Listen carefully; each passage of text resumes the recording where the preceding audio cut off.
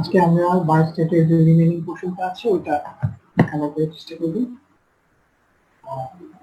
যদি একটু গ্যাপ পড়ে গেছে আশা করি সবাই পড়াশোনা করেছে ঠিকভাবে। আচ্ছা, আজকে আমরা কিছু টার্মিনোলজিস পড়ব যেগুলো হচ্ছে আমাদের রিসার্চ মেথোডোলজি বা বায়োস্ট্যাট ইউজ করা হয়, এবং স্যাম্পলিং কি, স্যাম্পলিং টেকনিকগুলো কি আছে এগুলো আমি মোটামুটি কভার করার চেষ্টা করব। তো তোমাদের কারো কোয়েশ্চেন থাকলে তুমি সেটা কমেন্টস বক্সে করতে পারো, আমি সেটা পরে আনসার দেওয়ার চেষ্টা করব।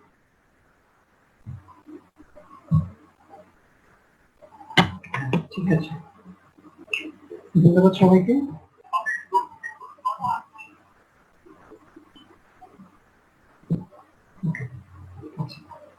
আমরা তাহলে শুরু করি আজকের সেশনটা। আমাদের প্রথম স্লাইডটা হচ্ছে there are some common jargons used in statistics and research methodology. Common jargons used in statistics and research methodology. এখানে একটা নতুন শব্দ আমরা দেখতে পাচ্ছি, সেটা হচ্ছে যে জার্গন। জার্গন মানে কি? জার্গন শব্দটা যদি আমি লিটারালি মিনিং বলতে চাই, জার্গন মানে হচ্ছে these are some special words or special expressions which are used by a special profession or group of people in other people which are difficult to understand for the other group of people. আমি যদি সহজভাবে বলি, jargon কিন্তু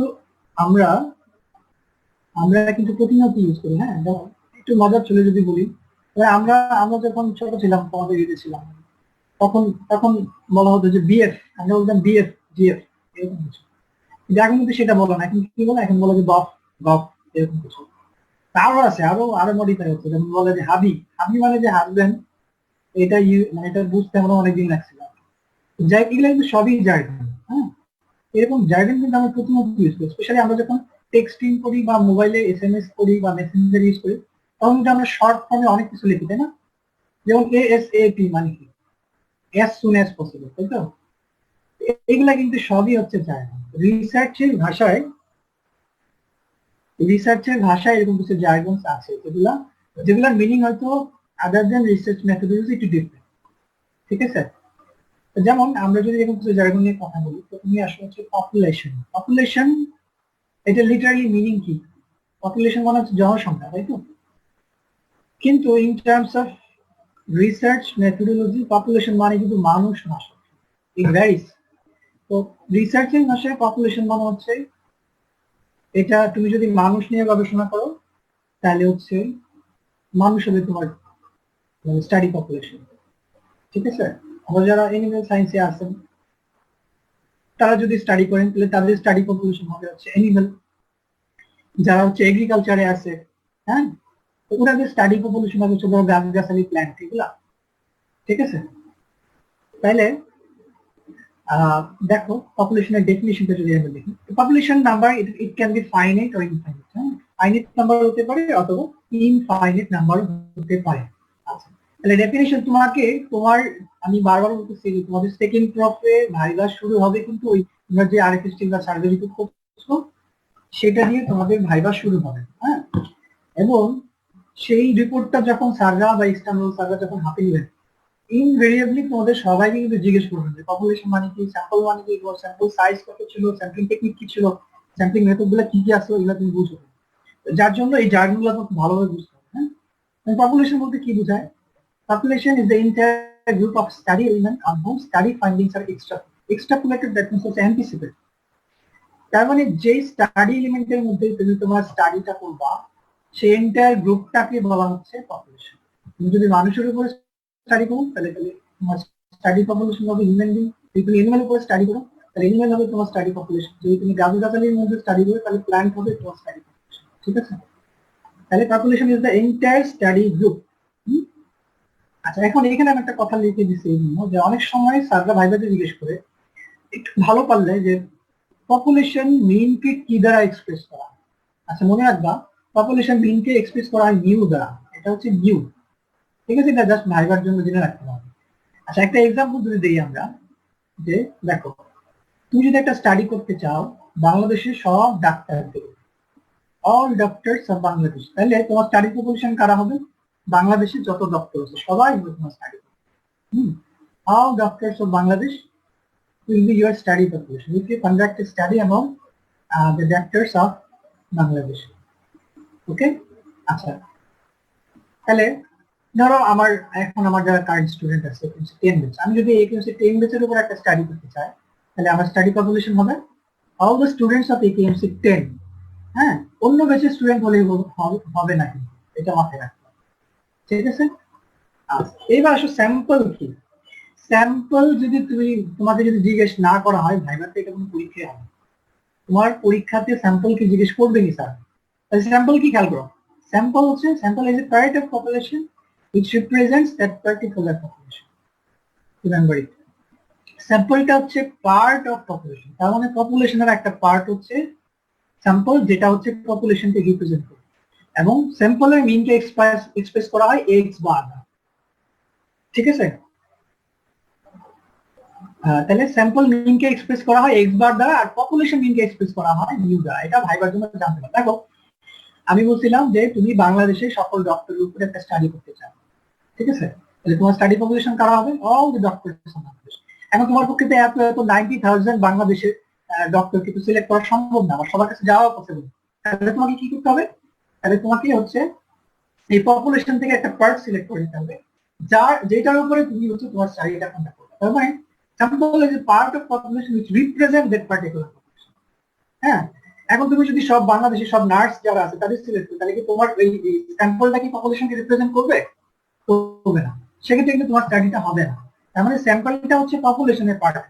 এখন ধরো 90,000 doctors থেকে আমি 4,000 doctor select করে দিলাম, এবং ওই 4,000 উপরে আমি আমার স্টাডিটা করলাম।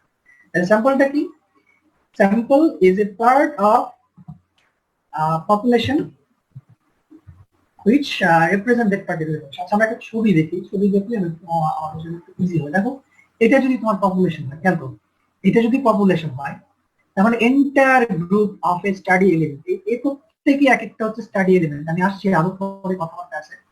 এন্টায়ার গ্রুপটা হচ্ছে এক একটা স্টাডি এলিমেন্ট। হ্যাঁ, এখন এই পপুলেশন থেকে তুমি তোমার সুইটেবিলিটি অনুযায়ী তুমি একটা নির্দিষ্ট সংখ্যক পোরশন সিলেক্ট করে নেবে, দ্যাট ইজ ইউর স্যাম্পল। তার মানে sample is a part of population যেটা এই পপুলেশনকে রিপ্রেজেন্ট করছে। আচ্ছা এখানে যে তীর চিহ্ন দেয়া আছে, এখন তুমি এই পপুলেশন থেকে যে পার্টটা যে প্রসেসে সিলেক্ট করবা, সেই প্রসেসটার নাম হচ্ছে স্যাম্পলিং। আমরা পরে আসতেছি স্যাম্পলিং।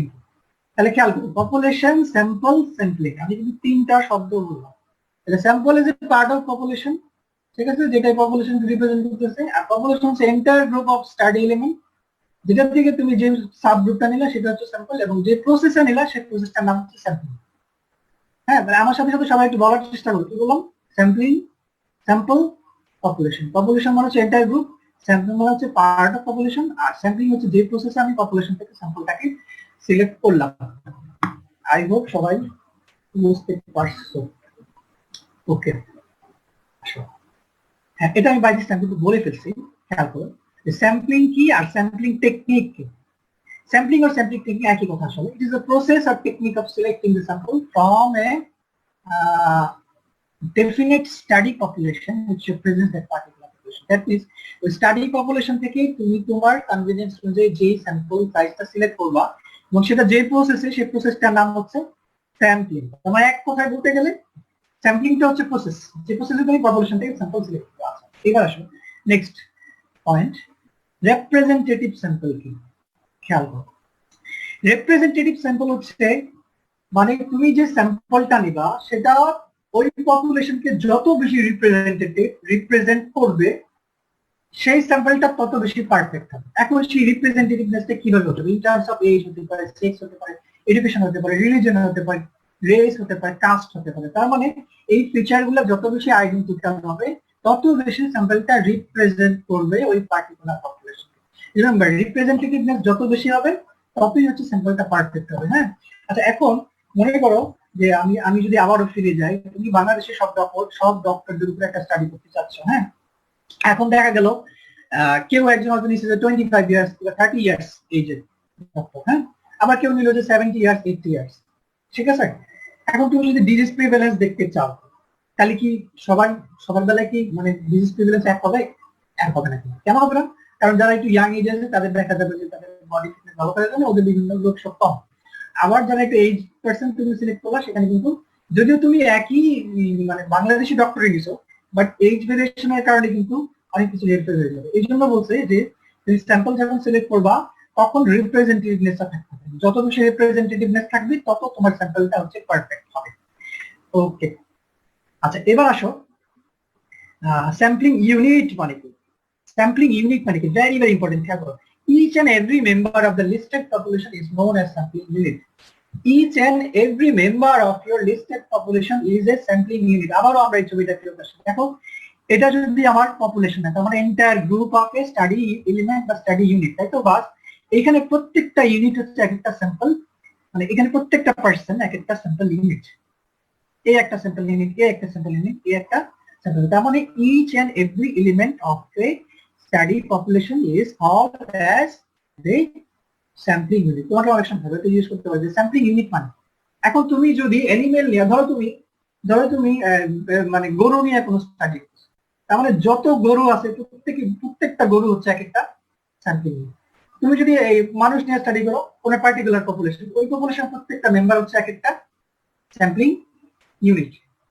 ঠিক আছে, এইটাই বলছে যে each and every member of a listed population is known as sampling unit. ঠিক আছে, আমি একটু স্লোলি যাই, ততদিন আসলে একটু ফাস্ট বলছিলাম, প্রবলেম আছে।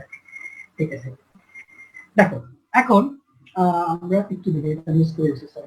টার্গেট পপুলেশন আর রেফারেন্স পপুলেশন, খেয়াল করো। টার্গেট পপুলেশন আর reference population. Population only study results আর এক্সট্রা। তুমি যেই পপুলেশনের উপরে তোমার স্টাডি রেজাল্টটা এন্টিসিপেট করবা সেই পপুলেশনটাকে বলা হচ্ছে রেফারেন্স পপুলেশন অথবা টার্গেট পপুলেশন। আচ্ছা, আমি যদি এক্সাম্পল দেই তাহলে তোমার জন্য একটু বুঝতে সুবিধা হবে। দেখো, আমি যদি একটা স্টাডি করতে চাই all the diabetic patients of Bangladesh, আমি বাংলাদেশের সব ডায়াবেটিক পেশেন্টের উপরে স্টাডি করতে চাচ্ছি, তাহলে আমার টার্গেট পপুলেশন বাংলাদেশের ওই সমস্ত লোক যাদের ডায়াবেটিস আছে, তাই তো? তাহলে আমার টার্গেট পপুলেশন কারা হবে? All the diabetic patients of Bangladesh will be my target or reference population. এখন আমি যদি স্টাডি পপুলেশন বা স্যাম্পলিং পপুলেশন বিষয়টা বলতে চাই, তাহলে দেখো তোমার পক্ষে কিন্তু খুবই ডিফিকাল্ট বাংলাদেশের সব ডায়াবেটিক পেশেন্ট খুঁজে বের করা, তাই না? It's very difficult for you to find out all the diabetic patients মানুষ। তার জন্য তুমি কি করতে পারো, তুমি তোমার কনভিনিয়েন্স অনুযায়ী কিছু পার্টিকুলার সাবগ্রুপ সিলেক্ট করে নিতে পারো। যেমন তুমি যদি বার্ডেনে চলে যাও, আমরা জানি বার্ডেন হচ্ছে একটা বিশেষায়িত হাসপাতাল ফর ডায়াবেটিস মানুষ। তুমি যদি বার্ডেনে যাও তাহলে কিন্তু তুমি পুরো দেশের ডায়াবেটিক পেশেন্টই পাবা, কারণ বার্ডেনে আমাদের সারা দেশ থেকে ডায়াবেটিক পেশেন্ট আসে। এবার এখানে তুমি বার্ডেন থেকে কিছু ডায়াবেটিক পেশেন্ট সিলেক্ট করে নিলা, তাহলে এই যে diabetic patient of the attending burden hospital, that will B your study population.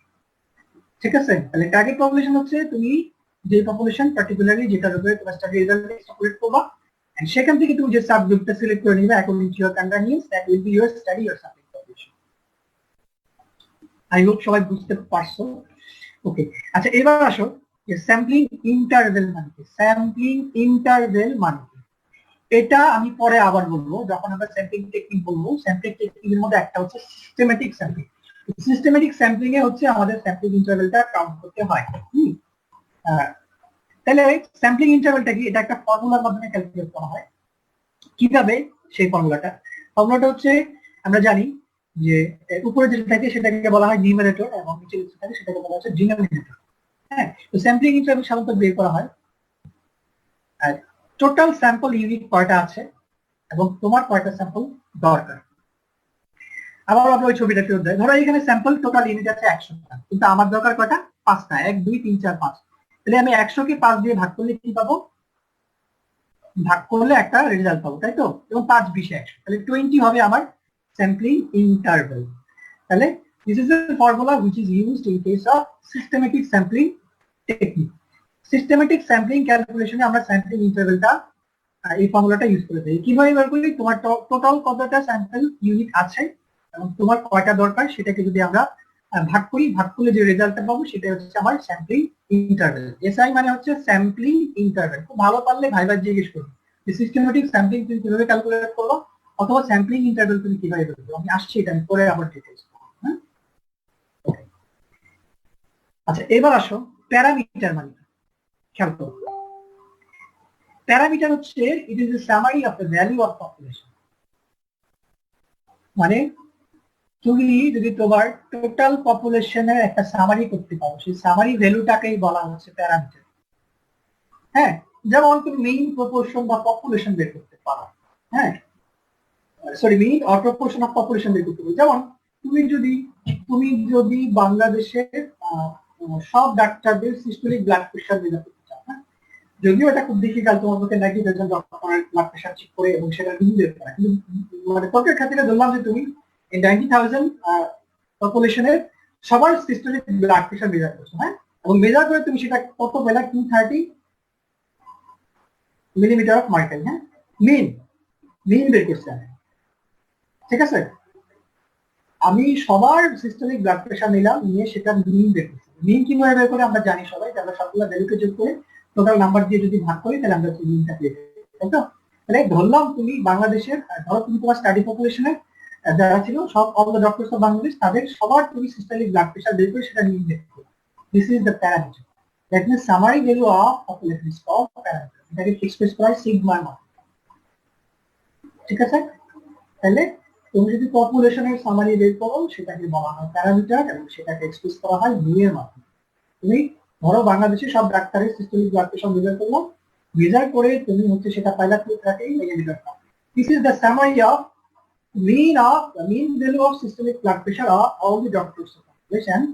That is the parameter. ঠিক আছে, এবার হচ্ছে স্ট্যাটিস্টিক মানে কি? স্ট্যাটিস্টিক হচ্ছে সহজভাবে বললে, স্ট্যাটিস্টিক মানে হচ্ছে স্যাম্পলের সামারি ভ্যালুটা যদি তুমি বের করো সেটা হবে স্ট্যাটিস্টিক। কি বললাম? স্যাম্পলের সামারি ভ্যালু যদি তুমি বের করতে পারো in terms of mean, median, হ্যাঁ, or proportion, that will be the statistic. ঠিক আছে, আচ্ছা, তাহলে দেখো এটা যদি তোমার পপুলেশন হয় 90,000 ডক্টর, সেখান থেকে তুমি তোমার সুবিধা মতো 4,000 ডক্টর সিলেক্ট করবে। এখন এই 4,000 ডক্টরের কোনো সামারি ভ্যালু যদি তুমি বের করো সেটাকে বলা হবে স্ট্যাটিস্টিক। ঠিক আছে, এটা অত বেশি ইম্পর্টেন্ট না, ভাই ভাই খুব ভালো করলে অত জিনিস, বাট জেনে রাখা ভালো, কারণ ইন ফিউচার তোমাদের সবাইকেই কিন্তু স্ট্যাটিস্টিক্স করতে হবে পোস্ট গ্রাজুয়েশন, এই জন্য আমি ইচ্ছা করে দিয়ে দিচ্ছি। আচ্ছা, ইনফারেন্সিয়াল স্ট্যাটিস্টিক মানে অত ইম্পর্টেন্ট না, জেনে রাখতে হবে। ইনফারেন্সিয়াল স্ট্যাটিস্টিক মানে হচ্ছে calculation of the population parameter based on sample. কি বললাম? স্যাম্পল স্ট্যাটিস্টিকের উপর বেস করে তুমি যদি পপুলেশন প্যারামিটার সম্বন্ধে একটা কমেন্টস করে দাও, that will B inferential statistics. আচ্ছা, আবার আসো, বাংলাদেশের সব ডাক্তারকে নিয়ে তুমি একটা স্টাডি করতে চাচ্ছ, তোমার জন্য ভেরি ডিফিকাল্ট সেই স্টাডি করতে। তার জন্য তুমি কি করলা, তুমি সেখান থেকে একটা নির্দিষ্ট সংখ্যক স্যাম্পল সিলেক্ট করে দিলে, সেটা হচ্ছে 4,000। এখন ওই 4,000 ডক্টরের মিন ব্লাড প্রেশার তুমি মেপে দেখলা যে 125 মিলিমিটার অফ মার্কারি। এখন তুমি বলে দিলা যে mean blood pressure of mean blood pressure of Bangladeshi doctors is 125 millimeter of mercury. খেয়াল করো, তুমি স্যাম্পলের উপরে বেস করে তুমি ওভারঅল একটা জেনারেলাইজ কমেন্টস করে দিলা। ঠিক আছে, আচ্ছা আমি আরো সহজ বলি। হ্যাঁ, ধরো তোমাদের ক্লাসে 120 জন স্টুডেন্ট আছে। হ্যাঁ, এখন 120 জন থেকে আমি ধরো 5 জন স্টুডেন্টকে সিলেক্ট করলাম। খেয়াল করো, 120 জন থেকে আমি 5 জন স্টুডেন্টকে সিলেক্ট করলাম। এখন ওই 5 জন স্টুডেন্টকে আমি একটা ছোটখাটো পরীক্ষা দিলাম। হ্যাঁ, পরীক্ষা নিয়ে দেখলাম তারা আসলে খুব ভালো করছে, ভালো পরীক্ষা দিচ্ছে।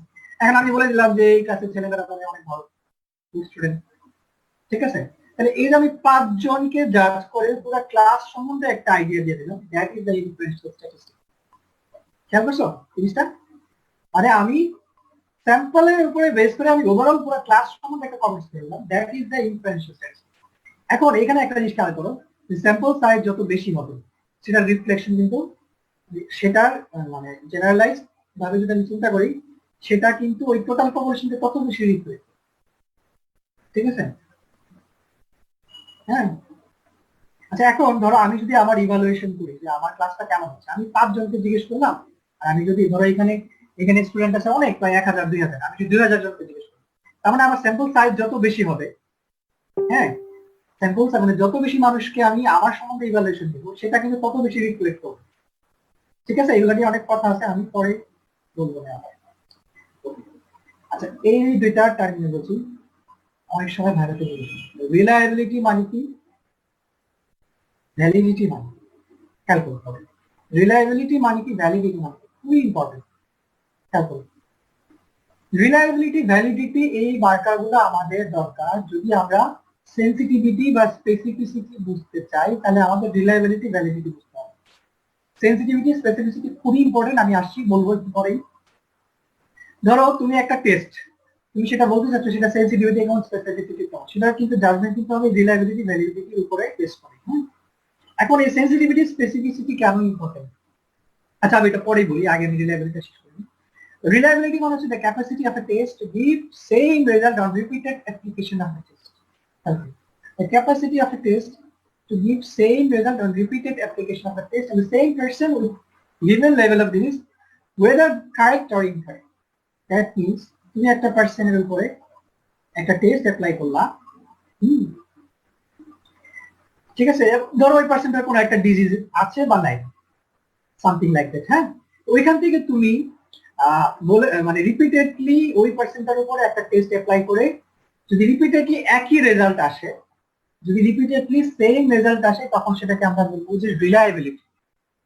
Right? The capacity of a test to give same result on repeated application of the test in the same person. একই পার্সনে রিপিটেডলি তুমি কোনো টেস্ট অ্যাপ্লাই করছো এবং রিপিটেডলি সিমিলার রেজাল্ট আসছে, সেটাকে বলবো আমরা হচ্ছে রিলায়েবিলিটি। যেমন আজকের ক্লাসটা নিয়ে আমি যদি বলি, হ্যাঁ ধরো তুমি তোমার ফ্রেন্ডকে জিজ্ঞেস করো যে আজকের সন্ধ্যা 7:30 বায়োস্ট্যাটিস্টিক্স একটা ক্লাস, ওই ফ্রেন্ডটা আবার আরেকজনকে জিজ্ঞেস করো, সে বলে যে হ্যাঁ আছে। এরকম করে তুমি প্রায় 10 থেকে 20 জনকে জিজ্ঞেস করলো, সবাই একই ভাবে বললো যে হ্যাঁ আজকে বায়োস্ট্যাটিস্টিক্স একটা ক্লাস। তার মানে তখন তোমার কাছে মনে হবে যে দিস নিউজ ইজ রিলায়েবল। কেন রিলায়েবল? কারণ রিপিটেডলি সবাই একই কথা বলছে, ঠিক আছে? হ্যাঁ, তার মানে খেয়াল করো যে রিলায়েবিলিটিতে কিন্তু রিপিটেডলি সিমিলার রেজাল্ট আসবে। হ্যাঁ, দিস ইজ কল্ড রিলায়েবিলিটি, অথবা এটাকে কিন্তু প্রিসিশন বলা হয়, রিলায়েবিলিটিকে প্রিসিশন বলা হয়। তো প্রিসিশনটা কি আসলে? It's almost same like reliability. Precision বলতে বোঝায় হচ্ছে closeness of two or more measurements to each other. তুমি যদি রিপিটেডলি কয়েকটা মেজারমেন্ট নাও এবং প্রত্যেকটা মেজারমেন্ট যদি কাছাকাছি ভ্যালু আসে, সেটাকে বলা হয় প্রিসিশন অর রিলায়েবিলিটি। রিপিটেডলি তুমি অনেকগুলা মেজারমেন্ট নিলে যদি সিমিলার কাইন্ড অফ রেজাল্ট আসে, সেটাকে বলা হয় রিলায়েবিলিটি অর প্রিসিশন। আচ্ছা, ভ্যালিডিটি মানে কি? ভ্যালিডিটি হচ্ছে the capacity of the test to identify the condition correctly. Capacity of the test to identify the condition correctly, তার মানে একটা ডিজিজ কন্ডিশনকে কারেক্টলি কোনো একটা টেস্টের মাধ্যমে আইডেন্টিফাই করাটাকে বলা হচ্ছে ভ্যালিডিটি বা অ্যাকুরেসি। মানে অ্যাকুরেটলি সেটা কারেক্টলি আইডেন্টিফাই করাটাই হচ্ছে ভ্যালিডিটি, অথবা এটা আরেকটা নাম হচ্ছে অ্যাকুরেসি। হ্যাঁ, ঠিক আছে, সেটাই বলছে যে সেন্সিটিভিটি স্পেসিফিসিটি কিন্তু actually validity of a test সেটাকে মেজার করে। আচ্ছা, তো অ্যাকুরেসি বলতে বোঝায় the closeness of measured value to standard value. মানে কোনো একটা স্ট্যান্ডার্ড ভ্যালুর কাছাকাছি ওই ভ্যালুটার মেজারমেন্ট যত কাছাকাছি আসবে, সেটাকে আমরা তত বেশি অ্যাকুরেট বা ভ্যালিড বলবো। হ্যাঁ, আচ্ছা আমরা একটা এখন এক্সাম্পল দেখে তাহলে তোমাদের দিয়ে দেবো। এই ছবিটা সবাই একটু প্লিজ মনোযোগ দাও। হ্যাঁ, এই ছবিটা সবাই একটু মনোযোগ দাও, তাহলে তুমি সব বুঝতে পারবে। দেখো, আমরা প্রিসিশন মানে বলছিলাম যে closeness of two or more measurements to each other, মানে কয়েকটা মেজারমেন্টের ভ্যালু কাছাকাছি থাকবে, ক্লোজ থাকবে। দেখো এখানে আমরা যদি এটাকে দেখি, দেখো প্রত্যেকটা ভ্যালু মেজারমেন্ট কিন্তু কাছাকাছি, তাই না? এই ভ্যালুটা বা এই ভ্যালুটা প্রত্যেকটা ভ্যালু কিন্তু কাছাকাছি measurement. This is high precision. কেন প্রিসিশন? কারণ রিপিটেড মেজারমেন্ট করে দেখা গেছে প্রত্যেকটা ভ্যালু কাছাকাছি আছে। এটা কি অ্যাকুরেট? Not accurate. কেন অ্যাকুরেট না? কারণ this is the standard value. এই যে মাঝখানে যে সার্কেলটা আছে, this is the standard value. এই স্ট্যান্ডার্ড ভ্যালুর যত কাছাকাছি হবে তত আমরা সেটাকে অ্যাকুরেট বলবো, this is not accurate but this is highly precise. কেন প্রিসাইজ? কারণ ভ্যালুগুলা কাছাকাছি। কেন ভ্যালিড না? কারণ স্ট্যান্ডার্ড ভ্যালু থেকে ভ্যালুটা এটা অনেক দূরে আছে, ঠিক আছে? আচ্ছা, এখন এই ফিগারটা দেখো, এটা কিন্তু highly precise and highly accurate. কেন? কারণ প্রিসিশন হাই বলতেছি আমরা বিকজ রিপিটেডলি প্রত্যেকটা ভ্যালু মেজারমেন্ট কিন্তু কাছাকাছি। কেন অ্যাকুরেট বলতেছি? কারণ this is the standard value. Standard ভ্যালুর কাছাকাছি সবগুলা ভ্যালু আছে, আবার প্রত্যেকটা ভ্যালু রিপিটেডলি মেজার করে দেখা গেছে যে very close to each other. That's why is highly precise and high precision. Okay, আচ্ছা এবার তুমি এই ছবিটা দেখো, এটা কি আমরা হাইলি প্রিসাইজ বলতে পারবো? No, not precise. কেন প্রিসাইজ না? কারণ দেখো এই ভ্যালুটা থেকে এই ভ্যালুটার মেজারমেন্ট কিন্তু কাছাকাছি না, ঠিক আছে? আবার এটাকে আমি একুরেট বলতে পারবো। কেন একুরেট বলতে পারবো? কারণ দিস ইজ দ্য স্ট্যান্ডার্ড ভ্যালুর কাছাকাছি কিন্তু আছে, বাট নট টোটালি, মানে not precise like this and like this one. আচ্ছা, এটা আমার মনে হয় ক্রিকেট খেলা দিয়ে খুব সুন্দর বোঝানো যায়। আই হোপ আমি একটু ট্রাই করে দেখি। ধরো এটা যদি স্ট্যাম্প হয়, হ্যাঁ এটা স্ট্যাম্প, ঠিক আছে, এটা স্ট্যাম্প, তাই তো? একটা পেস বোলার যখন বল করে, হ্যাঁ, তখন পেস বোলার টার্গেট কি থাকে? স্ট্যাম্পটাকে স্ট্যাম্পটাকে হিট করা, তাই তো? এখন মনে করো ধরো এটা অফ স্টাম্পের বাইরে, হ্যাঁ, এইখানে বলগুলা পড়তেছে, আমি বলগুলো আঁকতেছি, বলগুলা কিন্তু অফ স্টাম্পের বাইরে, ঠিক আছে? ধরো সব ওয়াইড ইয়র্কার বল দিচ্ছে, তাই তো? অফ স্টাম্পের বাইরের বল, বাট বলারের টার্গেট কি ছিল? স্ট্যাম্পটাকে হিট করা। তাহলে এটাকে আমরা অ্যাকুরেট বলতে পারবো? This is not accurate. কেন? কারণ টার্গেট থেকে এটা অনেক দূরে আছে, ঠিক আছে, টার্গেট থেকে অনেক দূরে আছে, ঠিক আছে। But this is highly precise. কেন প্রিসাইজ? কারণ প্রত্যেকটা বল কিন্তু কাছাকাছি জায়গায় পড়ছে, ঠিক আছে। আচ্ছা, এখন বলগুলো যদি এই জায়গায় পড়ে, এই জায়গায় পড়ে, দেখো এই জায়গায় যদি প্রত্যেকটা বল থাকে মানে একদম স্টাম্পের কাছাকাছি, এটাকে কিন্তু আমি বলবো যে এটা highly accurate and highly precise. কেন অ্যাকুরেট? কারণ this is the standard value. Standard value কি? কারণ বোলার অলওয়েজ স্টাম্পটাকে হিট করতে চায়, ঠিক আছে। তার মানে এটা কিন্তু highly precise and highly accurate. আর যদি এরকম হয় এখানে একটা, এখানে একটা, এখানে একটা, এখানে একটা, এখানে একটা বল, হ্যাঁ, মানে পিচ ম্যাপের কোনো আগামাথা নেই, বোলিং লাইন লেন্থে কোনো ঠিক নেই, তাহলে এটা এটা মানে অ্যাকুরেটও না, এটা প্রিসাইজ না। এবার মনে হয় একটু ইজি হবে বুঝতে আগে। তো তোমাকে অনেক সময় জিজ্ঞেস করতে পারে পরীক্ষায় যে ভ্যালিডিটি মানে কি এবং রিলায়েবিলিটি মানে। রিলায়েবিলিটি মানে হচ্ছে রিপিটেডলি মেজারমেন্ট দিলে, যদি রিপিটেডলি যদি মেজারমেন্ট তুমি নাও এবং প্রত্যেকটা ভ্যালু যদি কাছাকাছি হয় তাহলে সেটাকে বলবো আমরা প্রেসিশন অথবা রিলায়েবিলিটি, ঠিক আছে। আর যদি কারেক্টলি কোনো একটা কন্ডিশনকে আইডেন্টিফাই করতে পারি কোন একটা টেস্ট, সেটাকে আমরা বলবো সেটা তত বেশি ভ্যালিড বা তত বেশি accurate। অথবা আমি বলতে পারি যে কোনো একটা স্ট্যান্ডার্ড মেজারের কাছাকাছি যত ভ্যালু হবে সেটাকে আমরা তত বেশি ইয়ে বলবো অ্যাকুরেট অথবা ভ্যালিড বলবো, ঠিক আছে। So this is very important ভাই না।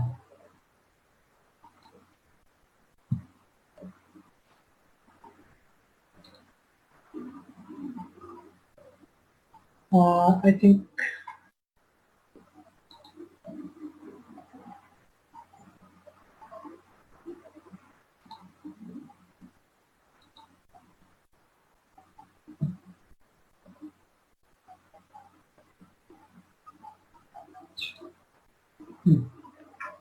ওকে, এবার আসি আমরা সবচেয়ে ইম্পর্টেন্ট পড়া। এটা কিন্তু তোমার মানে ভাইভাতে লাগবে, তোমার হচ্ছে পোস্ট গ্রাজুয়েশনে লাগবে, তুমি পরে মানে রিসার্চ করতে যাও, তুমি ক্লিনিক্যাল রিসার্চ করতে যাও, এটা লাগবে, তুমি এমআরসি পার্টনার পরীক্ষা দাও, এটা লাগবে, এসটিএস পার্টনার পরীক্ষা দাও, এটা লাগবে। খুবই ইম্পর্টেন্ট। সেনসিটিভিটি মানে কি, স্পেসিফিসিটি মানে কি, সবাই এটা একটু মনোযোগ দাও, হ্যাঁ, সবচেয়ে ইম্পর্টেন্ট পড়া আজকে। আচ্ছা, সেনসিটিভিটি মানে হচ্ছে the ability of the test to identify correctly those who have the disease, মানে যাদের ডিজিজ আছে ওদের মধ্যে থেকে কারেক্টলি আইডেন্টিফাই করা যাবে কোন একটা টেস্টের মাধ্যমে, সেটাকে আমরা বলবো হচ্ছে সেনসিটিভিটি। হ্যাঁ, আমি এটা এইভাবে মনে রাখি যে আছে কে আছে বলার ক্ষমতাটাই হচ্ছে সেনসিটিভিটি। সবাই একটু খাতায় লিখে নাও যে আছে কে আছে বলার ক্ষমতাটাই হচ্ছে সেনসিটিভিটি। তোমার কাছে 5 টাকা আছে, সেটা যদি আমি কোনো একটা টেস্টের মাধ্যমে বলে দিতে পারি তোমার কাছে 5 টাকাই আছে, দিস ইজ সেনসিটিভিটি। মানে আছে কে আছে বলার ক্ষমতাটাই হচ্ছে সেনসিটিভিটি, ঠিক আছে। This the ability of a test, কোন একটা টেস্টের ability to identify correctly those who have the disease, যাদের ডিজিজটা আছে ওই টেস্টের মাধ্যমে কারেক্টলি ডায়াগনোসিস করাটাকেই বলা হচ্ছে সেনসিটিভিটি, ঠিক আছে। তার মানে আছে কে আছে বলার ক্ষমতা, কি আছে, যাদের ডিজিজ আছে ওই ডিজিজ পার্সনকে কোন একটা টেস্টের মাধ্যমে কারেক্টলি আইডেন্টিফাই করাটাকে বলা হচ্ছে সেনসিটিভিটি। আচ্ছা, এটা না বুঝতে পারলে আমাকে বারবার বলবা প্লিজ, এটা আমি চাই যে আজকে সবাই বুঝে যাবে। তার মানে আছে কি আছে বলার ক্ষমতাটি হচ্ছে সেনসিটিভিটি। কোন একটা টেস্টের মাধ্যমে কোন একটা ডিজিজ পার্সনের ডিজিজ আছে যে সেখানে কারেক্ট আইডেন্টিফাই করাটাকে বলতেছি আমরা সেনসিটিভিটি। আচ্ছা, আমরা একটা চার্ট দেখি তাহলে আমাদের বুঝতে সুবিধা হবে। দেখো দেখো তুমি একটা টেস্ট করলা। আচ্ছা, এই জিনিসটা কেন তোমার ভাইভাতে এবার জিজ্ঞেস করতে পারে, তার কারণ হচ্ছে এই যে আমাদের কিছুদিন আগে যে আমাদের যে জনস্বাস্থ্য কেন্দ্র থেকে যে কোভিড-19 এর যে কিট বের করা হলো, তাই না? দেন এটার সেন্সিটিভিটি স্পেসিফিসিটি নিয়ে মানে একটা ডাউট হলো বা অনেক কথা হলো। হ্যাঁ, দেন দেখা গেলো যে সেন্সিটিভিটি স্পেসিফিসিটি যদি 80-90% হয় অ্যারাউন্ড, তাহলে এই টেস্ট বা এই কিট ইউজ করতে তো সমস্যা নাই। যেহেতু আরটিপিসিআর করতে অনেক টাইম লাগে, বা আমাদের ল্যাব মানে হচ্ছে ল্যাবের সংখ্যা হচ্ছে অনেক কম, 28 থেকে 30টা এরকম। সেক্ষেত্রে আমি যদি এরকম হাইলি সেন্সিটিভ স্পেসিফিক টেস্টের মাধ্যমে কম খরচে আমি কোভিড-19 ডায়াগনোসিস করতে পারি, তাহলে তো আমি হিউজ নাম্বার অফ মাস পপুলেশনকে আইডেন্টিফাই করতে পারবো। এই জন্য সেন্সিটিভিটি স্পেসিফিসিটি নলেজ তোমার বুঝতে হবে। হ্যাঁ, ঠিক আছে। আচ্ছা, এখন আমরা এই চার্টটা দেখি। চার্টটা দেখো সবাই। দেখো, তুমি একটা টেস্ট করলা, হ্যাঁ, এবং সেই টেস্টের রেজাল্ট কি আসতে পারে? হয় পজিটিভ আসতে পারে, না হয় নেগেটিভ আসতে পারে। ধরো তুমি কোভিড-19 এর জন্য ওই কিট দিয়ে তুমি টেস্ট করলা, তাহলে সেই টেস্টের রেজাল্ট কি আসতে পারে? হয় পজিটিভ আসতে পারে, সেই অথবা নেগেটিভ আসতে পারে। আচ্ছা, খেয়াল করো। এখন এই পজিটিভ কিন্তু আবার দুই ধরনের হতে পারে। একটা হতে পারে ফলস পজিটিভ, আর একটা হতে পারে ট্রু পজিটিভ। একটা হতে পারে ফলস নেগেটিভ, আর একটা হতে পারে ট্রু নেগেটিভ। তাহলে কি বললাম? তুমি যদি কোনো টেস্ট করো বা কোনো ডায়াগনস্টিক টেস্ট করো, সেই টেস্টের রেজাল্ট আইদার পজিটিভ আসতে পারে, আইদার নেগেটিভ। সেই পজিটিভটা হতে পারে ট্রু পজিটিভ। ট্রু পজিটিভ কোনটা বলবো? যার ডিজিজ আছে এন্ড তোমার টেস্টও পজিটিভ আছে। খেয়াল করো, যার ডিজিজ আছে and the test result is also positive. So এটাকে আমরা বলতেছি ট্রু পজিটিভ। তার ডিজিজ নাই বাট তোমার টেস্টে পজিটিভ দেখাচ্ছে, তাহলে এটা হচ্ছে ফলস পজিটিভ। আচ্ছা, খেয়াল করো, আবার তার ডিজিজ আছে, সরি ডিজিজ নাই, তোমার টেস্টেও নেগেটিভ বলতেছে, তাহলে দিস ইজ সরি, এখানে মনে হয় একটু ভুল হয়ে গেছে। হ্যাঁ, একটু ভুল হয়ে গেছে। এটা দেখো, ডিজিজ না না ঠিকই আছে, ঠিক আছে, সরি। ডিজিজ আছে কিন্তু তোমার টেস্টে বলতেছে যে নেগেটিভ, তাহলে দিস ইজ ফলস নেগেটিভ। খেয়াল করো, তার ডিজিজটা প্রেজেন্ট বাট টেস্টে বলতেছে নেগেটিভ, তাহলে এটা কি? এটা কি অ্যাকচুয়ালি আসল রেজাল্ট দিল? This is false negative result. তার ডিজিজ নাই, টেস্টও বলতেছে নাই, তাহলে দিস ইজ ট্রু নেগেটিভ। আচ্ছা, এখন এই ফলস নেগেটিভ নিয়ে কথা আছে। তোমাদের হয়তো খেয়াল থাকতে পারে যে কিছুদিন আগে একজন একজন ব্যাংকার, প্রবাবলি আই গেস, উনি পরপর দুইবার টেস্ট করান। এবং ওনার দুইবারই হচ্ছে টেস্ট রেজাল্ট নেগেটিভ আসে, কোভিড-19 এর রেজাল্ট নেগেটিভ আসে। দেন ওনার খুব সিভিয়ার রেসপিরেটরি সিমটমস এবং কোভিড এর ফিচার গুলো আসে। তারপরে উনি হসপিটালে ভর্তি হন। হ্যাঁ, দেন উনি হচ্ছে ওই কোভিড এর ফিচার নিয়ে মারা যান, এবং মারা যাওয়ার পরে তার যে টেস্টটা করায় সেটা আসে পজিটিভ। তাহলে এই যে আমি একটা তোমাকে সিনারিও বললাম, এই সিনারিও থেকে তুমি কি বুঝলা? হ্যাঁ, এটা মানে হচ্ছে তার আগে যে দুইবার উনি টেস্ট করিয়েছিলেন সেটা ফলস নেগেটিভ দিয়েছেন রেজাল্ট। এখন এই ফলস নেগেটিভ বিভিন্ন কারণ হতে পারে টেস্ট কিটে কোনো সমস্যা থাকতে পারে, হতে পারে ওই স্যাম্পল কালেকশনের কোনো সমস্যা থাকতে পারে, হতে পারে এই টেস্টের রেজাল্ট ইন্টারপ্রিটেশনে কোনো প্রবলেম থাকতে পারে। এতগুলা কারণে ফলস নেগেটিভ আসতে পারে। এখন প্রবলেম হচ্ছে ফলস নেগেটিভ হলে আমার এপিডেমিওলজিক্যাল পার্সপেক্টিভে ইম্পর্টেন্স ইজ দ্যাট একটা লোক যখন জানবে দুইবার টেস্ট করার পরেও তার কোভিড-19 নেগেটিভ আছে, হ্যাঁ, সে কিন্তু মানে মেন্টালি সে খুব মানে স্যাটিসফাই হয়ে যাবে, এবং সে কিন্তু তখন কমিউনিটিতে খুব মানে সে ইজিলি মিশবে, অথবা কমিউনিটির কথা বাদ দিয়ে সে তার ফ্যামিলি মেম্বারদের এক্সপোজারে যাবে। হ্যাঁ, তখন যেটা হবে তার থেকে তার বাকি ফ্যামিলি মেম্বারদের কিন্তু কোভিডটা ট্রান্সমিশন হয়ে যেতে পারে due to the false negative interpretation of your test result. So এই জন্য এই sensitivity specific knowledge very important, বা এটার ইম্পর্টেন্সটা এই জায়গায় বেশি। ঠিক আছে, তাহলে আমি কি বললাম? তুমি যদি একটা টেস্ট করো, সেটা রেজাল্ট আইদার পজিটিভ আসতে পারে, নেগেটিভ আসতে পারে। সেই পজিটিভ আসতে পারে due to the disease of present, তোমার টেস্ট প্রেজেন্ট, সেক্ষেত্রে সেটাকে আমরা বলবো হচ্ছে ট্রু পজিটিভ। আর যদি এরকম হয় যে ডিজিজ নাই বাট টেস্ট পজিটিভ দেখাচ্ছে, সেটাকে আমরা বলবো হচ্ছে ফলস পজিটিভ, যেটাকে বি দ্বারা ডিনোট করা হয়। আর যার ডিজিজ আছে কিন্তু টেস্টে নেগেটিভ বলছে, সেটাকে বলা হয় ফলস নেগেটিভ। আচ্ছা, যদি এরকম হয় যে ডিজিজ নাই, টেস্টেও নেগেটিভ বলতে, this is called true negative, এবং এটাকে সে ডি দ্বারা ডিনোট করে। এখন আমি ইন টোটাল যদি করি, তাহলে এ প্লাস বি মানে হচ্ছে disease present plus disease absent, মানে এখানে ট্রু পজিটিভ আর ফলস পজিটিভকে যোগ করলে হচ্ছে এ প্লাস বি পাবো, তাই তো? আর যদি আমি ফলস নেগেটিভ আর ট্রু নেগেটিভকে যোগ করে, তাহলে সি প্লাস ডি দেবো, কারণ সি হচ্ছে ফলস নেগেটিভ, ডি হচ্ছে ট্রু নেগেটিভ।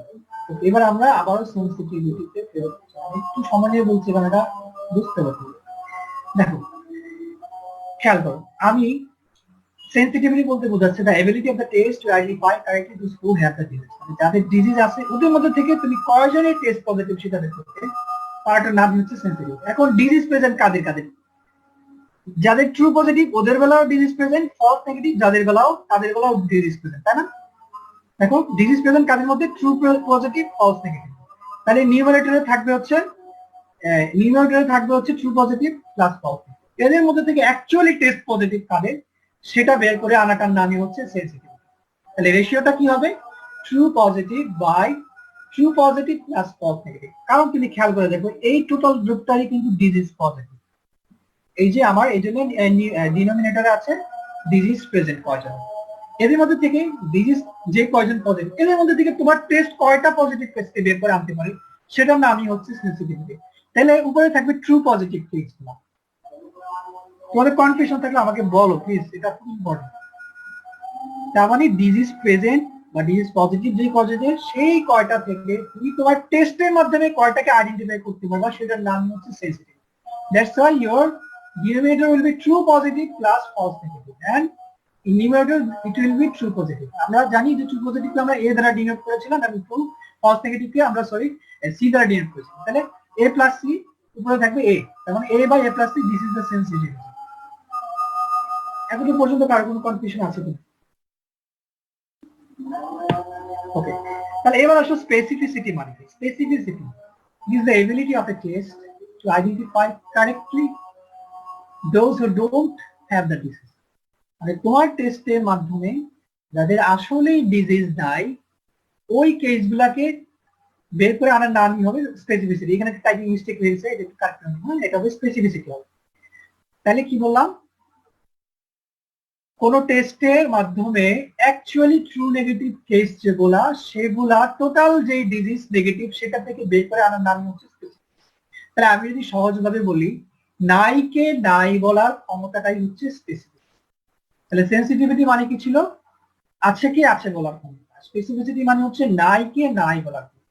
তাহলে তুমি এখানে তুমি যদি আবার একটু খেয়াল করো এই যে টোটাল গ্রুপটা আছে ট্রু নেগেটিভ ফলস পজিটিভ, তাহলে এই টোটাল গ্রুপটারই কিন্তু ডিজিজ নাই, ঠিক আছে? এদের মধ্যে থেকে অ্যাকচুয়ালি ডিজিজ নাই এবং তোমার টেস্টেও নেগেটিভ, ওটা কোনটা? ওটা হচ্ছে ট্রু নেগেটিভ। তাহলে ওই ট্রু নেগেটিভটাকে বের করে আনাটার নাম হচ্ছে স্পেসিফিসিটি। তাহলে আমার নিউমারেটরে থাকবে ট্রু নেগেটিভ, ডিনোমিনেটরে থাকবে true negative plus false positive, ঠিক আছে? ওকে, আচ্ছা এইবার আসো। আচ্ছা এইটা জানতে পারলে ভালো, এটা আন্ডারগ্রেডে এত বেশি ইম্পর্টেন্ট না, বাট জেনে রাখতে পারো। দেখো পজিটিভ প্রেডিক্টিভ ভ্যালু আর নেগেটিভ প্রেডিক্টিভ ভ্যালু খেয়াল করো। পজিটিভ প্রেডিক্টিভ ভ্যালু মানে হচ্ছে the proportion of the patients who test positive who actually have the disease. মানে যাদের টেস্ট পজিটিভ আছে ওদের মধ্যে থেকে অ্যাকচুয়ালি ডিজিজ পজিটিভ কারা সেটাকে বের করে আনার নামই হচ্ছে পজিটিভ প্রেডিক্টিভ ভ্যালু। খেয়াল করো, আমি যদি খেয়াল করো এখানে ওইখানে কিন্তু চিন্তা করা হচ্ছিল টেস্ট পজিটিভ আর ডিজিজ পজিটিভ এইভাবে, কিন্তু এখানে দেখা হচ্ছে এটা এখানে হচ্ছে তোমার টেস্ট যাদের পজিটিভ ওদের মধ্যে থেকে অ্যাকচুয়ালি ট্রু পজিটিভ কেসগুলোকে বের করে আনাটাকে বলা হচ্ছে পজিটিভ প্রেডিক্টিভ। তার মানে আমি যদি টেস্ট পজিটিভ চিন্তা করি এটার মধ্যে দুইটা হতে পারে, একটা হতে পারে ট্রু পজিটিভ আর একটা হতে পারে ফলস পজিটিভ। এই টোটাল গ্রুপ থেকে ট্রু পজিটিভটাকে বের করে আনাটার নাম হচ্ছে পজিটিভ প্রেডিক্টিভ। সোজা কথায় আমি পজিটিভ কেসগুলোকে বের করে আনবো ইন টার্মস অফ টেস্ট, ঠিক আছে? টেস্ট কতজন পজিটিভ ওদের মধ্যে থেকে অ্যাকচুয়ালি যাদের ডিজিজ আছে সেটাকে বের করে আনাটার নামই হচ্ছে পজিটিভ প্রেডিক্টিভ ভ্যালু, ঠিক আছে? তাহলে টেস্ট পজিটিভ কাদের? দুইটা গ্রুপের, একটা গ্রুপ যাদের আসলে ডিজিজ আছে ওই গ্রুপটাকে আমরা বলতেছি ট্রু পজিটিভ, আর একটা গ্রুপ যাদের ডিজিজ নাই কিন্তু তাও টেস্ট পজিটিভ দেখাচ্ছে বা টেস্ট পজিটিভ, ওইখান থেকে ট্রু পজিটিভটাকে বের করে আনাটার নাম হচ্ছে পজিটিভ প্রেডিক্টিভ ভ্যালু। আচ্ছা negative predictive value just opposite, মানে যাদের টেস্ট নেগেটিভ ওইখান থেকে আমি অ্যাকচুয়ালি ট্রু নেগেটিভ কেসগুলোকে বের করে আনাটার নাম হচ্ছে নেগেটিভ প্রেডিক্টিভ। তাহলে তুমি আবারও চিন্তা করো তাহলে টেস্ট নেগেটিভ কাদের কাদের? যাদের ট্রু নেগেটিভ এবং যাদের ডিজিজ নাই বাট ডিজিজ আছে বাট টেস্ট নেগেটিভ দেখাচ্ছে সেটাকে বলা হচ্ছে ফলস। এই টোটাল গ্রুপটা থেকে তুমি অ্যাকচুয়ালি ট্রু নেগেটিভ কেসটাকে বের করে আনাটার নাম হচ্ছে negative predictive value. That means D by C plus D, আর এটা ছিল A by A plus C, A plus B sorry, হ্যাঁ? তাহলে যাদের টেস্ট পজিটিভ ওদের মধ্যে থেকে অ্যাকচুয়ালি ডিজিজ পজিটিভ যারা ওদের বের করে আনাটার নাম হচ্ছে পজিটিভ প্রেডিক্টিভ ভ্যালু, আর যাদের টেস্ট নেগেটিভ ওদের মধ্যে থেকে অ্যাকচুয়ালি টেস্ট নেগেটিভ যাদের ওটা বের করে আনাটার নাম হচ্ছে নেগেটিভ প্রেডিক্টিভ আচ্ছা, আবারও আমি সেন্সিটিভিটিতে ফেরত যাই। অ্যাকচুয়ালি ডিজিজ পজিটিভ এবং টেস্ট পজিটিভ যারা আছে, হ্যাঁ, ওদেরকে বের করে আনা, মানে ট্রু পজিটিভ টেস্টটা বের করে আনা অ্যাকর্ডিং টু যাদের ডিজিজ প্রেজেন্ট, ওইখান থেকে বের করে আনার নাম হচ্ছে সেন্সিটিভিটি। আর যাদের অ্যাকচুয়ালি ডিজিজ নাই, ওই পোর্শনটাকে বের করে আনার নাম হচ্ছে স্পেসিফিসিটি। তুমি এভাবে মনে রাখবা, যাদের ডিজিজ আছে ওদেরকে বের করে আনাটার নাম হচ্ছে সেন্সিটিভিটি, যাদের ডিজিজ নাই অ্যাকচুয়ালি ওদের বের করে আনাটার নাম হচ্ছে কোন একটা টেস্টের মাধ্যমে, সেটাকে বলা হচ্ছে স্পেসিফিসিটি। ঠিক আছে? আচ্ছা, এই স্লাইডটা তুমি যদি দেখো তাহলে তোমার কিছু জিনিস বুঝতে সুবিধা হবে। হ্যাঁ, যেমন হাই সেন্সিটিভিটি আমাদের কখন দরকার? ইন ধরো এই ধরনের সিচুয়েশন লাইক কোভিড-19, এই ধরনের সিচুয়েশনে আমাদের হাই সেন্সিটিভিটি টেস্ট খুবই দরকার। কেন দরকার? কারণ যদি ফলস নেগেটিভ হয়, আমি একটু আগে যে এক্সাম্পলটা দিলাম যে একজন ব্যাংকার যার পরপর দুবার ফলস নেগেটিভ আছে, তার মানে ওই টেস্টে হয়তো সেন্সিটিভিটিটা কম ছিল। হ্যাঁ, সেক্ষেত্রে হচ্ছে কি হচ্ছে, সে যেহেতু মানে ফলস নেগেটিভ দেখাচ্ছে, তার মানে সে কমিউনিটিতে সে খুব বেশি ট্রান্সমিট করছে। তার মানে কোন একটা ডিজিজ যদি এই ধরনের হয় যে খুবই সিরিয়াস ডিজিজ এবং যেগুলোর percent to percent transmission chances অনেক বেশি, সেই ধরনের ক্ষেত্রে আমাদের সেন্সিটিভিটি টেস্টটা হাই সেন্সিটিভিটি হওয়াটা খুব বেশি যাবে। কারণ যদি হাই সেন্সিটিভিটি না হয় তাহলে অ্যাকচুয়ালি ট্রু পজিটিভ কেসগুলোকে আমি ধরতে পারবো না, দেন হচ্ছে ওরা মানে as a false negative case হিসেবে কমিউনিটিতে ওরা প্রচুর পরিমাণে কেস ট্রান্সমিট করবে, ডিজিজ ট্রান্সমিট করবে। ঠিক আছে? আচ্ছা, আরেকটা জিনিস খেয়াল করো, এই পয়েন্টটা, এটা হচ্ছে আমাদের পোস্ট গ্রাজুয়েশনের কোন স্টুডেন্ট থেকে থাকে তাদের জন্য এই পয়েন্টটা খুব ইম্পর্টেন্ট, যে সেন্সিটিভিটি স্পেসিফিসিটি এটা কিন্তু fixed characteristic. Sensitivity or specificity is the fixed characteristics of the test. এটা কিন্তু fixed, but positive predictive value, negative predictive value সেটা কিন্তু ফিক্সড না। কেন ফিক্সড না? কারণ পজিটিভ প্রেডিক্টিভ ভ্যালু এবং নেগেটিভ প্রেডিক্টিভ ভ্যালু দুটোতেই কিন্তু আমার ডিজিজ প্রিভ্যালেন্স এবং সেন্সিটিভিটি স্পেসিফিসিটি দুইটা নলেজই লাগে। তুমি যদি একটু মানে রেশিওটা রাখবে, এখানে দেখো তোমার টেস্টের নলেজটাও লাগবে, আবার ডিজিজের ইয়েটাও লাগবে। তার মানে ডিজিজ প্রিভ্যালেন্স যদি কম বেশি হয় তাহলে কিন্তু পজিটিভ প্রেডিক্টিভ ভ্যালুটাও কম বেশি হয়ে যাবে। So that's why sensitivity specificity is the fixed characteristics of a test, but positive and negative predictive value are not fixed characteristics of a test. তাহলে যদি এরকম আমাদের কোনো একটা অপশন থাকে এমসিকিউ তে যে পজিটিভ প্রেডিক্টিভ ভ্যালু আর নেগেটিভ প্রেডিক্টিভ ভ্যালু আর দ্য ফিক্সড ক্যারেক্টারিস্টিক্স, তাহলে কিন্তু তুমি আনসার ফলস দিবা। কেন? কারণ এটা ডিপেন্ড করতেছে ডিজিজ প্রিভ্যালেন্সের উপর। ঠিক আছে? ডিজিজ প্রিভ্যালেন্স যত বেশি হবে তাহলে কিন্তু পজিটিভ ভ্যালুর পরিমাণও বেড়ে যাবে। ওকে, আচ্ছা, এবার আমরা আমাদের মনে হয় না স্যাম্পলিংটা শেষ করতে পারবো, যতটুকু পারি আর কি আজকে করার চেষ্টা করি। আচ্ছা, স্যাম্পলিং কি রাইজিস্টার আমরা বলে ফেলছি। স্যাম্পলিং মানে হচ্ছে sampling is the process by which we select the sample from a particular population. যে প্রসেসে তুমি পপুলেশন থেকে স্যাম্পলটাকে সিলেক্ট করো সেই প্রসেসটার নাম হচ্ছে স্যাম্পলিং। ঠিক আছে? আচ্ছা, এই স্যাম্পলিং টেকনিক দুই ধরনের আছে। স্যাম্পলিং টেকনিক যদি তোমাকে ভাইভাতে জিজ্ঞেস না করা হয় তাহলে ওটা কোনো পরীক্ষাই হবে না, অবশ্যই তোমাকে জিজ্ঞেস করবে, এবং এটা না পড়ে কেউ পরীক্ষার হলে যাওয়া যাবে না, তোমাকে অবশ্যই জিজ্ঞেস করবে। স্যাম্পলিং কয় ধরনের আছে? স্যাম্পলিং দুই ধরনের আছে, একটা হচ্ছে প্রবাবিলিটি স্যাম্পলিং আর একটা হচ্ছে নন প্রবাবিলিটি। স্যাম্পলিং টেকনিক কয় ধরনের আছে? Probability sampling and non probability sampling. ঠিক আছে? আচ্ছা, প্রবাবিলিটি স্যাম্পলিং এর আরেকটা নাম হচ্ছে র্যান্ডম স্যাম্পলিং। কি বললাম? স্যাম্পলিং দুই ধরনের, একটা হচ্ছে প্রবাবিলিটি স্যাম্পলিং আর একটা হচ্ছে নন প্রবাবিলিটি। প্রবাবিলিটি স্যাম্পলিং এর একটা নাম হচ্ছে র্যান্ডম স্যাম্পলিং আর নন প্রবাবিলিটি স্যাম্পলিং এর একটা নাম হচ্ছে নন র্যান্ডম স্যাম্পলিং। আছে প্রবাবিলিটি কেন বলা উচিত? কারণ এখানে র্যান্ডমাইজেশন বা লটারি মেথড ইম্পোজ করা হয়, that's why it's a probability অথবা র্যান্ডম স্যাম্পলিং। মানে এখানে র্যান্ডমাইজেশনটাকে ইনস্টল করা হয়, বাট নন প্রবাবিলিটিতে কিন্তু কোনো র্যান্ডমাইজেশন থাকে না। র্যান্ডমলি যেখানে স্যাম্পলটাকে কালেক্ট করা হয় সেই মেথডটার নাম হচ্ছে প্রবাবিলিটি স্যাম্পলিং। সেটা আবার বিভিন্ন সাব টাইপ আছে, যেমন simple random sampling, systematic sampling. এখানে কিন্তু এটা কিন্তু সিস্টেম্যাটিক, নট সিস্টেমিক। তোমাদের গাইড বইগুলোতে সিস্টেমিক লেখা আছে, this is not systemic sampling, this is called systematic sampling. হ্যাঁ, সো এটা কারেক্ট করে ফেললাম, সিস্টেম্যাটিক স্যাম্পলিং। তারপর আরেকটা হচ্ছে স্ট্র্যাটিফাইড স্যাম্পলিং, আরেকটা হচ্ছে cluster sampling, another one is multi-stage sampling, অথবা এটা একটা নাম হচ্ছে area sampling, another one is multi-phase। সবাই আমার সাথে সাথে বলো একদম। Simple random sampling, systematic sampling, stratified sampling, cluster sampling, multi stage sampling, multi-phase sampling. These are the subtypes of probability or random sampling.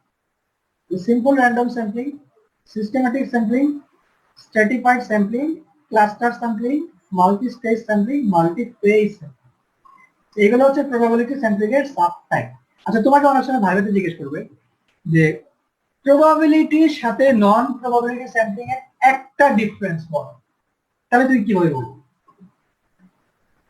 এটা একটু খাতায় লেখা নাও যে প্রবাবিলিটি স্যাম্পলিং এ হচ্ছে প্রত্যেকটা স্যাম্পল ইউনিটের ইকুয়াল চান্স থাকবে।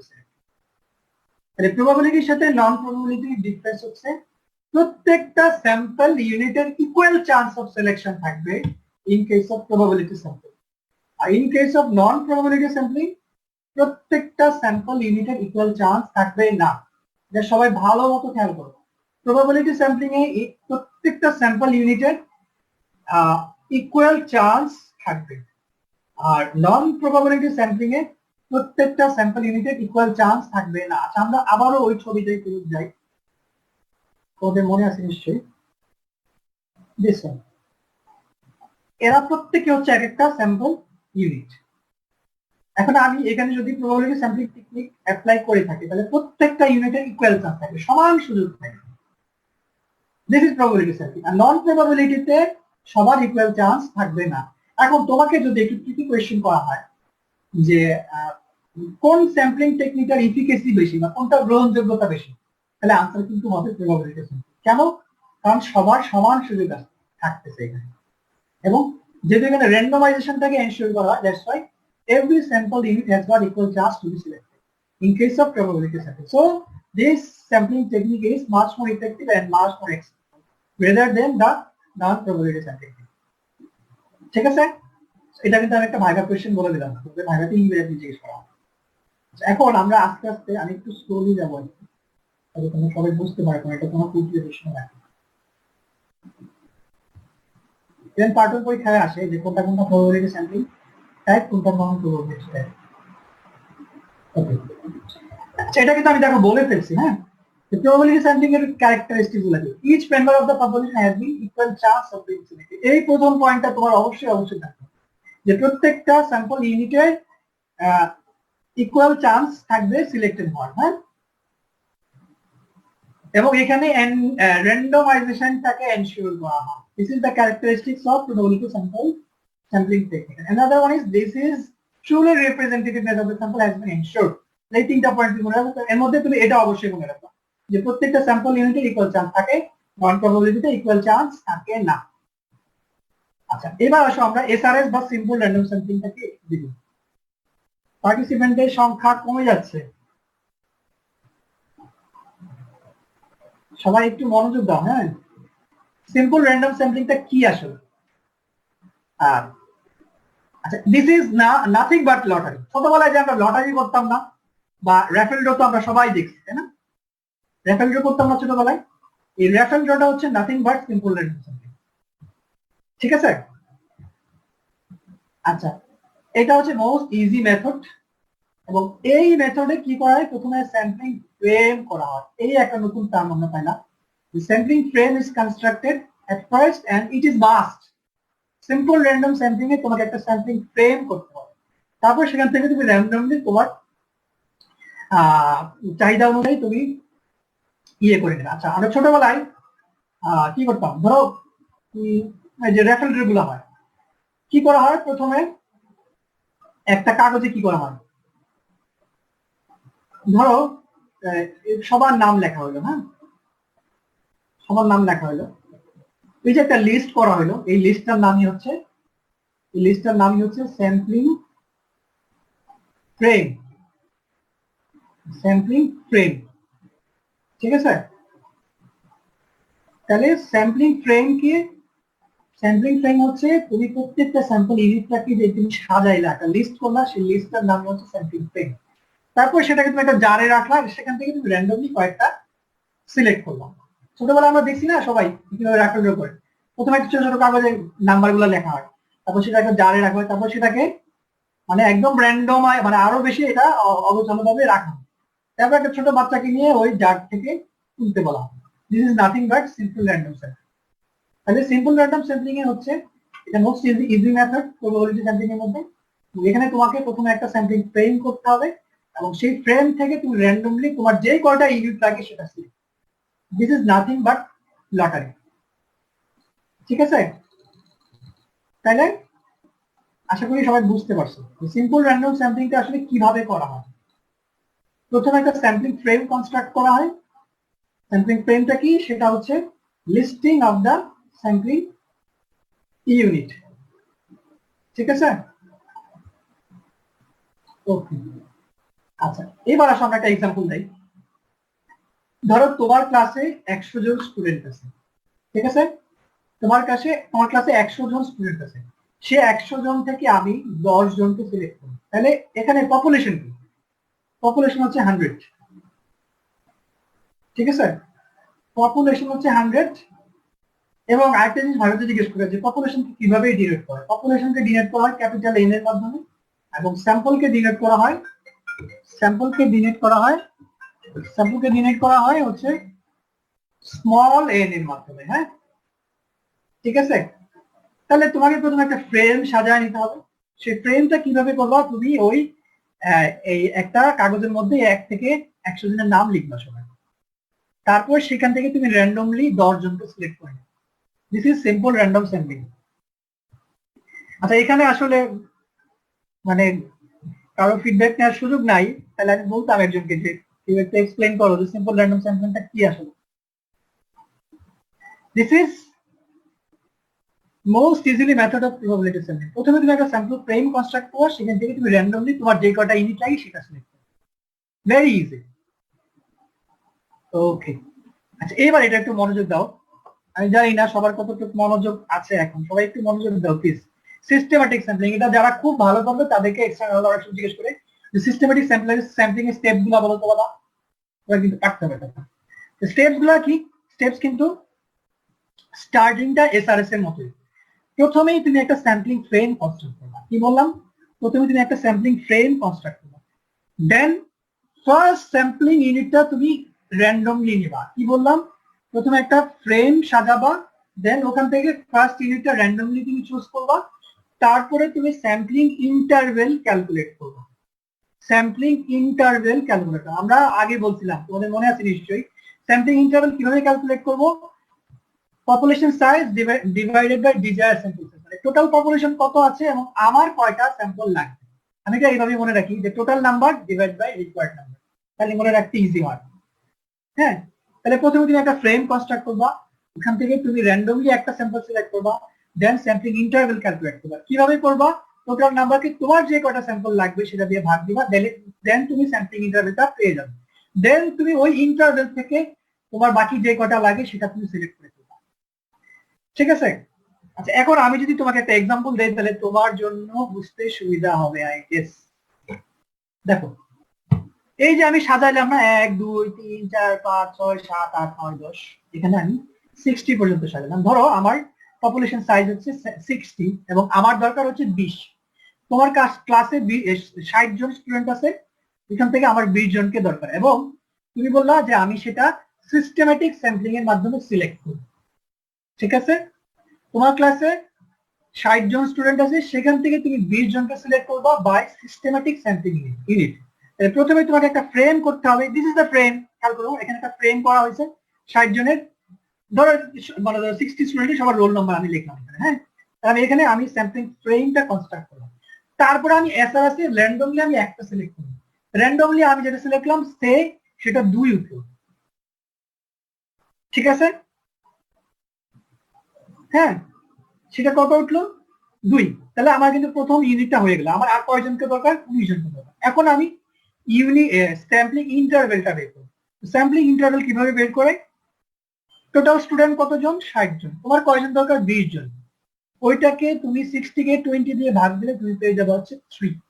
That means 3 is your sampling interval. Then তুমি অত ইন্টারভেলে বাকি 19 জনকে সিলেক্ট করবে। হ্যাঁ, এখন আমি সবাইকে এরকম সারিবদ্ধভাবে সাজালাম। হ্যাঁ, 60 জন স্টুডেন্টকে আমি এরকম সারিবদ্ধভাবে সাজালাম। এখন তুমি প্রতি থার্ড ইন্টারভেলে একজন করে সিলেক্ট করবে। তাহলে থার্ড ইন্টারভেল কত হবে 1 2 3 5 নাম্বার ব্যক্তিকে তুমি সিলেক্ট করবে দেন 1 2 3 this is another third interval অষ্টম ব্যক্তিকে তুমি সিলেক্ট করবে দেন 9 10 11 হ্যাঁ 11 ব্যক্তিকে তুমি সিলেক্ট করবে দেন 12 13 14 this is another third interval 1 2 3 1 2 3 1 2 3 1 2 3 1 2 3 1 2 3 1 2 3 এভাবে তুমি থার্ড ইন্টারভেলে তুমি 59 তোমার ব্যক্তিকে সিলেক্ট করে দিলা তার মানে টোটাল তুমি 20 জনকে সিলেক্ট করে দিলা আচ্ছা আমি আবারও সামারি করি সিস্টেমেটিক স্যাম্পলিংটা আমি কিভাবে ক্যালকুলেট করব প্রথম ইউনিটটা আমি এসআরএস এর মাধ্যমে না প্রথমে আমি স্যাম্পলিং ফ্রেমটা কনস্ট্রাক্ট করব সেখান থেকে আমি এসআরএস এর মাধ্যমে একজনকে সিলেক্ট করে দেব দেন আমি স্যাম্পলিং ইন্টারভেলটাকে ক্যালকুলেট করব সেই স্যাম্পলিং ইন্টারভেল অনুযায়ী বাকি আমার যে কয়টা লাগে আমি সেই ততজনকে সিলেক্ট করব this is systematic sampling and this is suitable for large population যেখানে আমি প্রবাবিলিটি স্যাম্পলিং টেকনিক করতে চাই সেক্ষেত্রে আমি এটা করতে পারি হ্যাঁ তো তোমাদের কোনো কোয়েশ্চেন থাকলে করো আমাকে হ্যাঁ দেখি আমি কারো কোনো কোয়েশ্চেন আছে কারো কোনো কোয়েশ্চেন থাকলে করো হ্যাঁ আমরা অলমোস্ট শেষের দিকে চলে আসছি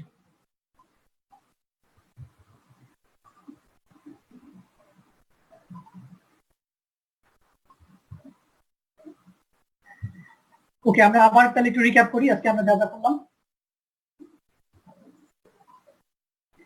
পপুলেশন কি স্যাম্পল কি পপুলেশন মানে হচ্ছে এন্টায়ার গ্রুপ সেই পার্ট অফ পপুলেশনকে বলা হচ্ছে স্যাম্পল হ্যাঁ এখানে একটা ছবি দেওয়া আছে ছবিটা দেখলে তোমাদের ক্লিয়ার হয়ে যাবে যে আমি টোটাল পপুলেশন থেকে আমি আমার পার্ট অফ পপুলেশন যেটা সেটা হচ্ছে স্যাম্পল আচ্ছা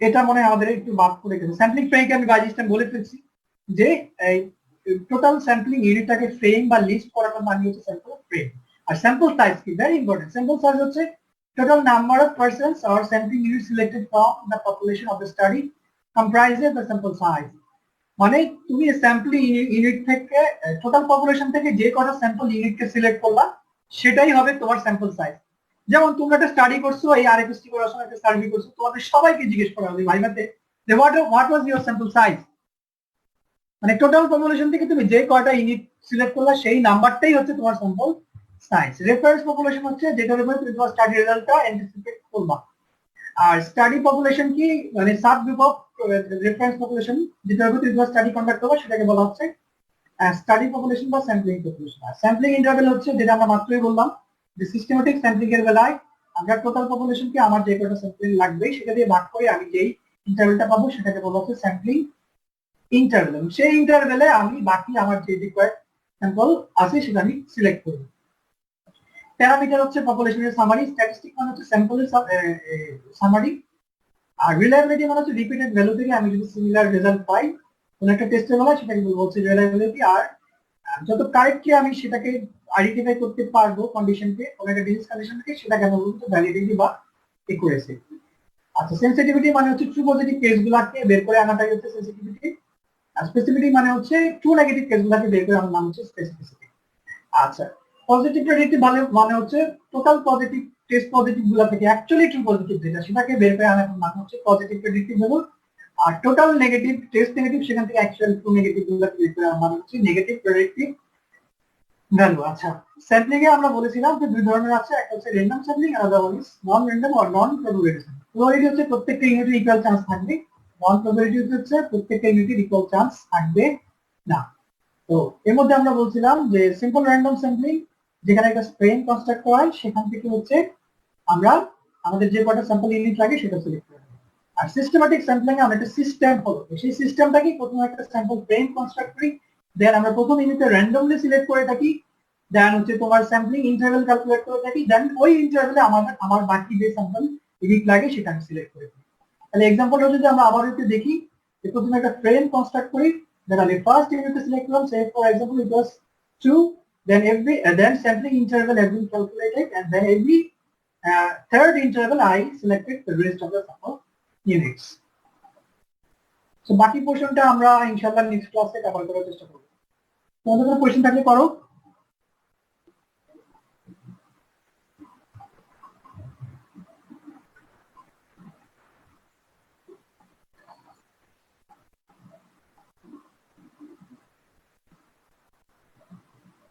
সবাইকে ধন্যবাদ সবাই ভালো থাকো, সুস্থ থাকো, নিরাপদে থাকো, আর একটু পড়াশোনা করো, কারণ আমাদের প্রপ তো চলে আসছে বা একটা সময় প্রপ দিতে হবে ইনশাল্লাহ, হয়তো ঈদের পরে ডেট হয়ে যাবে। তো সবাই একটু মনোযোগ দিয়ে পড়াশোনা করো। ভালো থাকো সবাই, আল্লাহ হাফেজ।